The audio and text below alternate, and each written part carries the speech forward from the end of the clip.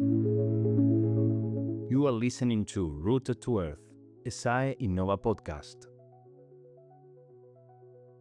Personally, don't think there's just one way of being sustainable or environmentally friendly. I think right now we are relying a lot more on Western views on what sustainability is, and we aren't tapping a lot into indigenous knowledge or knowledge of more ancient cultures or cultures that have been marginalized, because they have very different views on what it means to live more sustainably and locally. The goal of sustainability and in general any work that tries to bring people together is not to polarize. And I think the focus now should really just be on what it means to people in local community, what it means to people in certain regions and contexts, and not trying to make it this umbrella thing that everyone needs to subscribe to in the same way. This is a space for real conversations, from farmers and scientists to community leaders and innovators, each of them working to bring nature back into balance. This is Rooted to Earth. Today we are joined by Niranjana Balram Menon, Program Manager at Metabolic Ventures team, where she works to reshape the economic model through systemic entrepreneurship.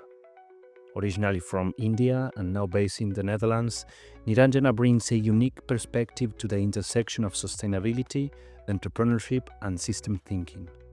Through her work at Metabolic, an ecosystem of 5 organizations dedicated to transitioning the economy towards sustainability, she helps design and run programs that enable entrepreneurs to create meaningful systemic change. This interview was recorded in Guadix, Granada, in Spain, during the Second General Assembly of GOP4All, an EU-funded project working with 5 living labs as rural regeneration hubs for tackling soil health challenges in the Mediterranean region. This setting provided a perfect backdrop for our discussion about local contexts, community-driven solutions, and systemic approaches to sustainability.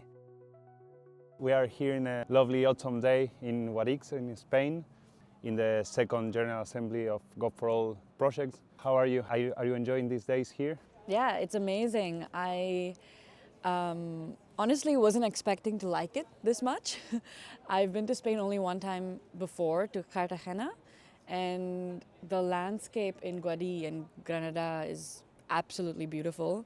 And yesterday we got to see some of the cave dwellings, and just to be able to look and see mountains when in the Netherlands it's just flat. I think I'm having a great time. Yeah. Can you introduce Metabolic, how it works, its mission? Yeah. So Metabolic is an ecosystem of 5 organizations founded by Eva Gladek and based in Amsterdam. And like I mentioned, this ecosystem that consists of 5 organizations includes a ventures team, a software team, an institute, a foundation, and a consultancy.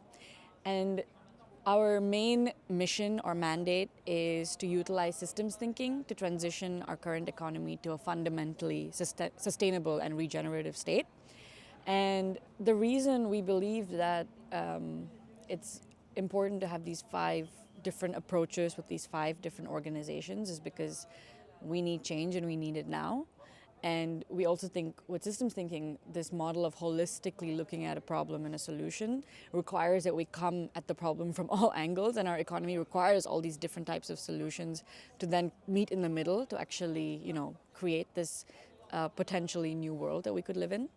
And I work for the ventures team, and our main focus is to understand how we can change the model of entrepreneurship to look at systems, identify root causes of problems, and use entrepreneurship as a vehicle to create solutions and create change in those systems, and especially around those root causes and challenges that we're able to identify. Mm-hmm. So, can you explain what systemic ventures mean to you and why you believe they are necessary for shifting the economy towards sustainability? Yeah, that's a great question. To me, a systemic venture is a venture that is focused on addressing a certain challenge, of course, and it understands how that challenge manifests in the larger system. So it understands why the challenge has occurred and how it's connected to every other part of the system, right? And I also believe that a systemic venture, it keeps that mission to solve that challenge at the root and at the heart of everything that it does. And I think maybe some good examples to kind of make this a bit more tangible is that a systemic venture tries to not only just be to take and to give back as equal, but to almost give back more than it takes, and to distribute things, and to really understand side effects of issues. So for example, let's say there is an organization, we have this organization Khan Academy, right? And they their mission is to create education for the world through online free access to education. However, if we dig a little bit deeper, you see, okay, this is a great mission, it's a great organization, it's quite systemic actually. However, what about some of the side effects where actually, yes, they want to give free education and access to education to almost everyone, but not everyone has access to computers or the internet. And so, although it's not the purpose of Khan Academy to also get everyone access to the internet, it's a systemic venture also considers those things to see how it can best manifest in this broader field. And so I think for me, a systemic venture is really a venture that is challenge-driven, mission-driven, and really deeply understands the cause and effects of its activities. How does Metabolic Ventures support ventures, and how do the tools you use help in building this more sustainable economy? Maybe you can mention a few brief examples. So primarily we see ourselves as enablers and sort of, I guess, architects of this ecosystem. And we primarily, what we do is we design and we run programs that then enable talented people to address the right challenges that could then have systemic change. And again, systemic change in the sense of really large scale, really big impact that actually transforms the system, right? And we do that through the programs that we design. We do that through projects that we take part in, like Gov4All. So we play a small role by taking parts in certain projects, like EU projects, but we also want to design our own venture studios or venture programs around certain themes or topics that we think are important. For example, we've created this organization called Fresh Venture Studio, which is a venture studio built around the food and agricultural system, and it's really focused on helping entrepreneurs solve challenges in this food and agricultural ecosystem. And now it's its own organization that we helped create. Well, actually, my predecessors, because I wasn't part of that journey, but I've joined. And we also try to create more tools and resources. So we also want to kind of, break apart the journey of what an entrepreneur needs in order to actually create a systemic venture. We want to try to really understand what are the challenges, what are the tools, what are, all of the things, steps necessary that you need to take. And we want to be able to create valuable resources and assets where entrepreneurs from different fields and different categories and with different ambitions can really come and utilize those resources, get the support they need, and create these ventures. And ideally, we also want to make the bar for systemic venturing lower. We want to, not bar, sorry, but the threshold to create a systemic venture. We want to make it less, and by that I mean really creating access to these resources, creating knowledge, and also enabling more of these people to create these types of organizations that are, not profit-driven but mission-driven.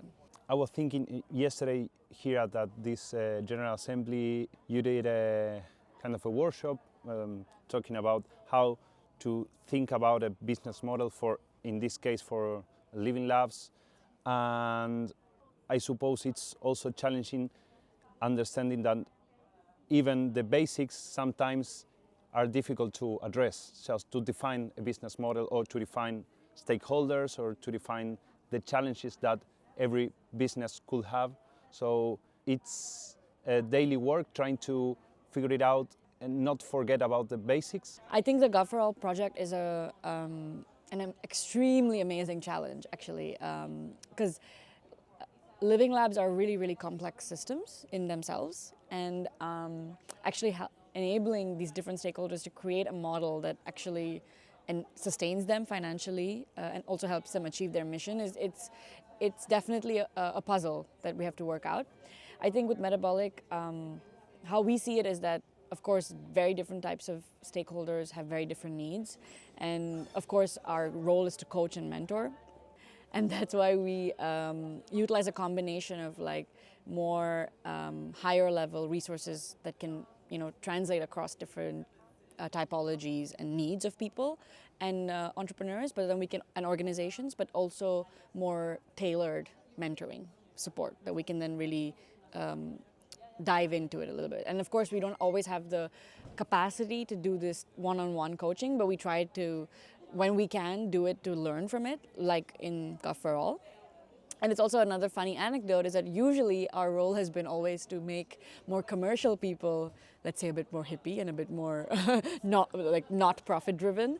And with Gov4All, we're actually noticing that we're actually working with really, really amazing people who really, really care about the mission and really care about their landscapes. And we're actually trying to give them this more business mindset. And it's like we're almost approaching it in the opposite way with this project. And we're excited to see how we can actually learn from this project.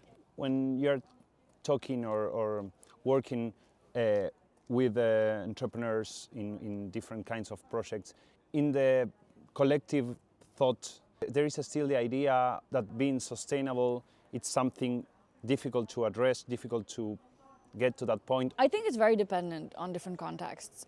Definitely there is this sense that sustainability is quite inaccessible a lot of times and quite expensive. So for example, if you take it down to the consumer level, it's actually sometimes more expensive to be vegan than it is to eat meat, just because you might be able to access meat in your local neighborhood or butcher shop at a much lower price, or you don't even have access to vegan products at your local supermarket.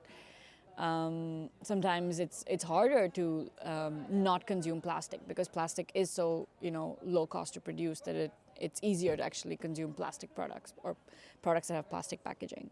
And so I think that's also why we use systems thinking, because the onus isn't on the individual. It's actually on the system that we've built and created as a society that actually sort of feeds into perpetuating these cycles where it's harder and harder to be sustainable because it doesn't then feed the profits of the people who are now benefiting from this current system, right? So we've basically created a system for ourselves where the people who profit get to sort of control the system, and they're constantly trying to make it that it doesn't get taken away from them. And so it happens, of course, in this capitalistic society we live in. We also see it now with politics. We see it in every sphere of our economy. And I think, of course, like as we go along, there's going to be more and more, I think, conversation around this and what it actually means to be sustainable. And there's also a lot of perceptions and stereotypes around it. I personally don't think there's just one way of being sustainable or environmentally friendly. I think right now we are relying a lot more on Western views on what sustainability is, and we aren't tapping a lot into indigenous knowledge or knowledge of more ancient cultures or cultures that have not really have been marginalized, because they have very different views on what it means to live more sustainably and locally. And I think bringing it back to the Gov4All project, this is a great example of really focusing and utilizing local expertise and what sustainability means to them.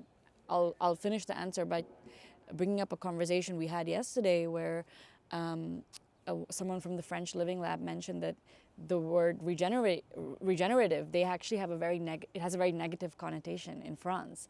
And then someone from Spain and the Spanish Living Lab was like, no, actually we have a very positive or neutral way of looking at this term. So even these terms have these different perspectives, and I think it's very interesting. The goal of sustainability and in general, any work that tries to bring people together is not to polarize. So the minute the term becomes polarizing, where people are weaponizing it almost, that's when it becomes an issue. And I think the focus now should really just be on what it means to people in local communities, what it means to people in certain regions and contexts, and not trying to make it this umbrella thing that everyone needs to subscribe to in the same way. So if you have to give a first advice to entrepreneurs who are trying to scale sustainable ventures or introduce innovative solutions within the current economic system, what you will say them? I think, well, firstly, a deep understanding of your solution and the system that your solution resides in.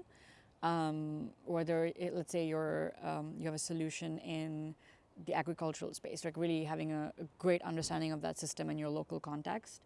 That would be the first thing. And I think if you are someone who's providing the solution, or you're an entrepreneur who's building a solution, it's really important that you know why and what for, and also the consequences of that solution in the short and long term. I think also with scale, like there's different ways of scaling, right? It's not always about scaling up and constantly, or scaling out to constantly, have more and more and more. Sometimes you want to scale deep, you want to completely transform people's mindsets, or scale up, or you want to transform policy and regulation. And I think also when it comes to entrepreneurship, maybe a personal advice I would have is really understanding the role of ego in the organization. Are you really building your organization and your solution to create change and solve the problem, or are you trying to be successful and make money? And I think it's really important that you have a good understanding of that, and ideally you're in a situation where you really want to build a solution to a problem, and really working with this mindset of you want to be obsolete, right? Because the end goal is that the problem doesn't exist anymore. So then your organization need not exist in the same form anymore. So I think my advice would really be to really think about these questions and to think about it more systemically. And yeah, I think I'll leave it at that. Maybe if people are interested, a good resource that we have on our website is the Systemic Venture Framework. So if an entrepreneur who's listening is interested in really building more systemic ventures, that's a great white paper and resource that they could start reading and just get a bit more understanding. And it explains a lot better than I did right now what advice I just mentioned. Now, if we shift our eyes from entrepreneurs to governments, and I think that this is not an easy question, or at least not easy to answer in a few minutes, but how do you think that governments can better support this shift towards this new economy, and the role, or what role do policies play in fostering these sustainable business models? That's a great question, and I'm definitely not the right person to answer this, because I feel like I don't know enough about just political landscapes and dynamics. But I can maybe speak from just my experience and anecdotal evidence. I think, of course, for me, I really believe that this bottom-up approach needs to happen a lot more. So I think governments need to serve people and not the other way around, which is what has started to happen, where people are now in service of governments. And I believe that governments really need to, and of course it's so different in different contexts. I come from a country, India, where we are a democracy, but managing such a large amount of people is actually a very big logistical challenge. And I think that actually local communities need to be able to have agency to create solutions for themselves, and governments need to then support that agency in the best way possible. And of course, it's not black or white, it's not easy. I don't think people are inherently bad and trying to hurt the world, but yeah, I think we just need to have a lot more self-awareness. I think also governments essentially are, even though they're systems, they're run by people. And ultimately, what I would hope for is that people start having this revolution of creating more self-awareness, and maybe that helps infuse this change in a system that actually is not perpetuating good humanity and good human society. We have been talking in general about people and how people can change this and make a real impact. Do you feel that sometimes working in huge projects where a lot of people are involved, there is a risk to forget about people, or it's dehumanized? Honestly, when you were asking this question, my mind went to this more philosophical thought about how, of course, we want an economy that's human-centric, but we also want an economy that's planet-centric. And I think really stepping outside of ourselves a little bit. So it's like this fine line, right? Like we want to have less dehumanization, and that comes from this digital interface, or being a lot more polarized and feeling a lot more alone. But at the same time, I guess also understanding that we're not only creating solutions to sustain ourselves, we're also creating solutions to sustain the larger environment in which we live, and that we share this planet with a lot more species. And I think personally, I'm actually not a fan of like this school of thought where we have to try to keep humanity alive. I actually, I'm of the school of thought where if we are no longer a species that is serving this broader ecosystem, that nature will find a way for us to become obsolete, or for us to evolve into a different form. So if we survive, it's okay. If we don't, it's okay as well. Yeah, maybe that's very controversial, but I think when I'm also part of this, not to be like, I mean, of course, I don't want to perpetuate human suffering. My goal is to create an economy where everyone can feel supported and nourished. But it also comes with this larger self-awareness, right? That it's not just me, it's not just humans, and we're actually part of a much bigger universe. And I think keeping those two thoughts in your mind can humble you, and it can also, I think, also humanize you a little bit more, because then you actually realize the scope and limits of your existence. I think sometimes we tend to forget, also with just how far technology has taken us and how we've come together and organized as societies, that I don't know, maybe I'm rambling with this, but just to come back to your question, I feel like definitely there is this sense of dehumanization, especially in the field of impact work. I think also another example is with migration, right? A lot of policies around migration and even the refugee crisis are extremely dehumanized, because they come from an angle of fear and exclusion, and forget these are actually real people that are suffering. So it's a really big question. It depends on the context, and I'm sorry if I didn't answer that question well. Those are just some of the thoughts on my mind. No, it's also a kind of an open question. And I am from Argentina, and this is not new, but you will know that Latin America, Europe, all different regions and different continents in our planet are face different challenges and face different lack of resources. And talking about agriculture here is completely different than talking with or the challenges that farmers are facing in Brazil, Argentina, Chile. So are you thinking in, I don't know, shifting or adding projects outside Europe?